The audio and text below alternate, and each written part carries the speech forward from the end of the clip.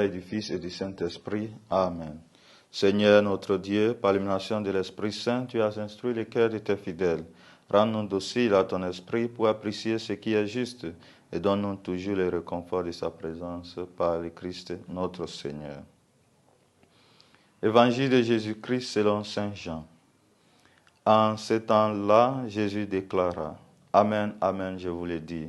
Celui qui entre dans l'enclos des brebis sans passer par la porte, mais qui escalade par un autre endroit, celui-là est un voleur et un bandit. Celui qui entre par la porte, c'est le pasteur, le berger de brebis.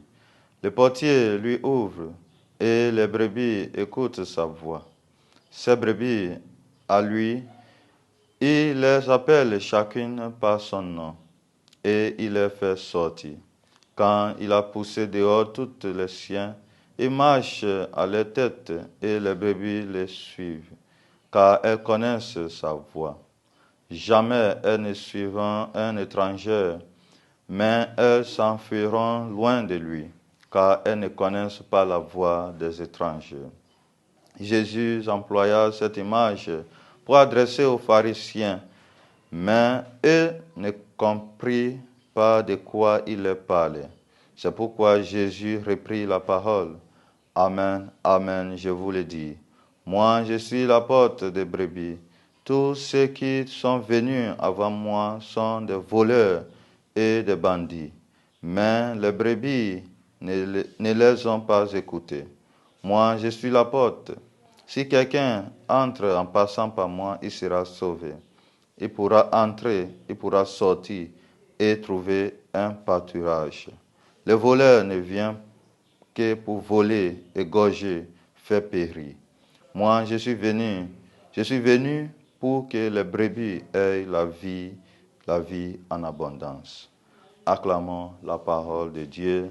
Louange à toi, Seigneur Jésus. Chers fidèles du Christ, aujourd'hui, dimanche 30 avril, nous célébrons le 4e dimanche de Pâques. C'est par ces blessures que vous avez été guéris, dit Saint Pierre dans la 2e lecture d'aujourd'hui. Le berger devient la porte de la bergerie. Il risque sa vie pour protéger ses brebis.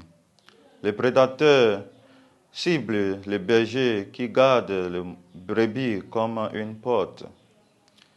Sa vie est en danger. Il est attaqué et tué. Il meurt pour sauver la vie de ses brebis. Mais un voleur s'enfuit lorsque le prédateur attaque. Les brebis sont dispersées et tuées. En Jésus, chers fidèles du Christ, nous avons le bon berger qui a porté nos péchés dans son corps sur l'arbre, qui a été blessé et tué pour sauver ses brebis. Nous sommes cette brebis sauvée par la mort de Jésus-Christ, notre berger.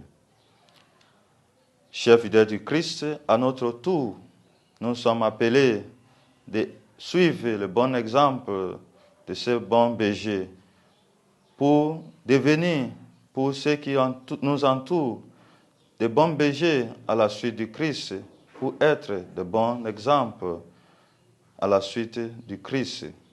Attendons-nous sa voix et suivons-nous son chemin, ou attendons-nous la voix du voleur qui vient voler, tuer et détruire? Demandons, chers fidèles du Christ, au Seigneur de nous aider à entendre sa voix et à le suivre maintenant et toujours. Et que Dieu Tout-Puissant vous bénisse, le Père et le Fils et le Saint-Esprit. Amen.